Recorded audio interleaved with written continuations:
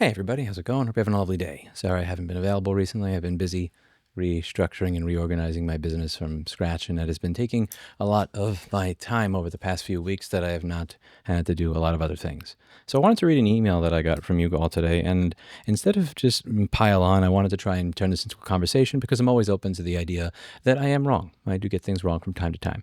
So this email says, Lewis, I'm sending you my comment on Steve Lehto's outrage video because I think there is a good chance you will make a video about this, as you have made similar in the past. This is about Honda charging for garage door openers by subscription. His email. I think you may be missing a point. Let's take heated seats for example. Right now, chances are if you buy a new car, you get heated seats and pay for them. Let's say for the sake of argument that heated seats in a new car cost $600. If I live in Texas, for example, that's $600 wasted, as long as I'm in Texas. Let's say it costs the manufacturer $40 to install the seats in all the cars, or if they want to do it piecemeal, it will cost $250. Let's say 80% of buyers want heated seats. So if the manufacturer decides to put it in all cars, everyone pays, even those who don't need them at all. It should be pretty easy to see that the cheapest way to put this in the car is to put it in every car. And if there was a way to just give those who wanted the heated seats to pay for all the costs, that would be the way to go. This is what we are seeing. I don't consider this to be underhanded. It can actually be a win-win for everyone, as long as everyone knows what the deal is up front and there's no going back after the sale and changing the rules.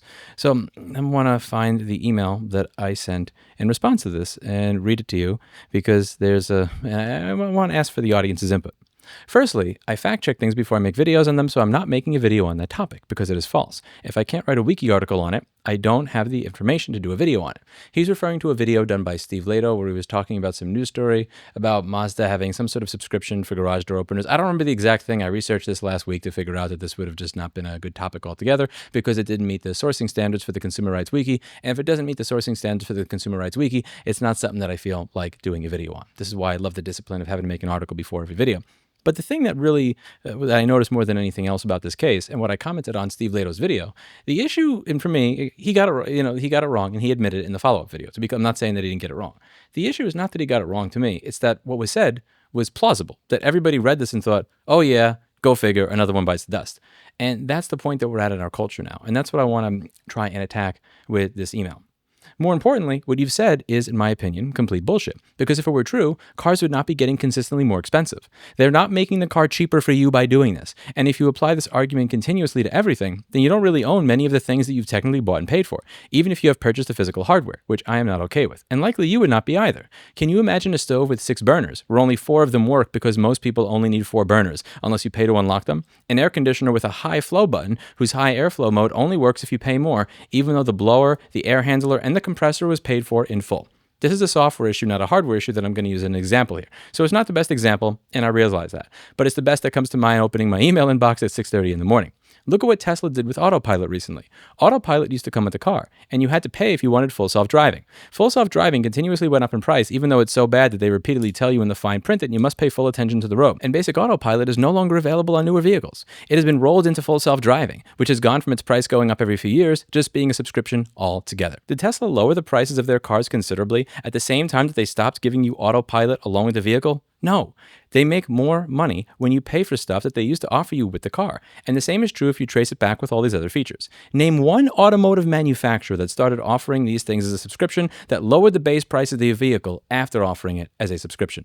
I don't understand why you choose to go to bat for the automotive company, whose primary goal is to figure out how to extract as much money from you as possible without innovating or making better vehicles. And the point that I'm making here is that if you look throughout history, every time things got better, they just got better and you got the benefits of it. It wasn't that when we went from black and white televisions to color televisions that they sold you a color television, but you had to pay to unlock it or it would be stuck in monochrome. That's not how it worked. Once we figured out how to make color TVs and color TVs were available at an affordable price and they were economically viable to produce, everybody got a color TV. There were differing degrees of quality, but there was no, you have to pay extra to unlock it because not everybody wants the color. Some people are okay with black and white. And why should you have to pay for those people that want a color television when you're okay with black and white?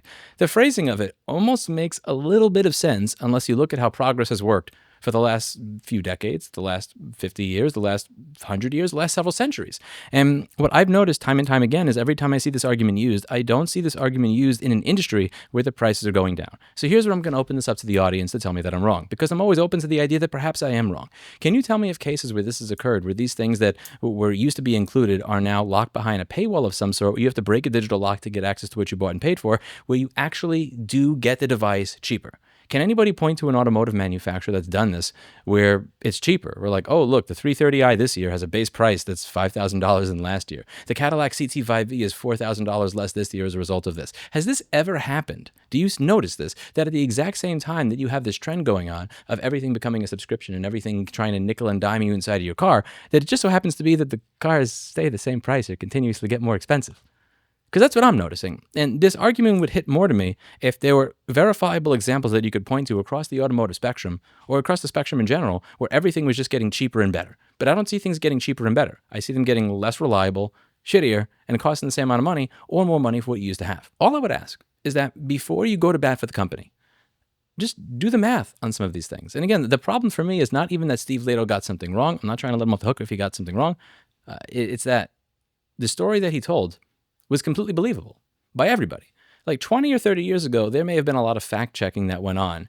And I would venture to say that even Steve himself would have done a lot more fact checking on that story before doing the follow-up video where he realized that he got a couple of the facts wrong. Because 20 or 30 years ago, these were concepts that were just absolutely and utterly ridiculous. And the reason that less fact checking was likely done during the process of making that story is because so much of it was just believable.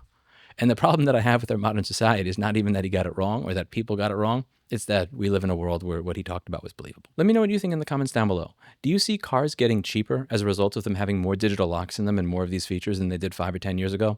Or do you notice the price just go in one direction? Up. Leave it to you. See you in the next video. Bye now.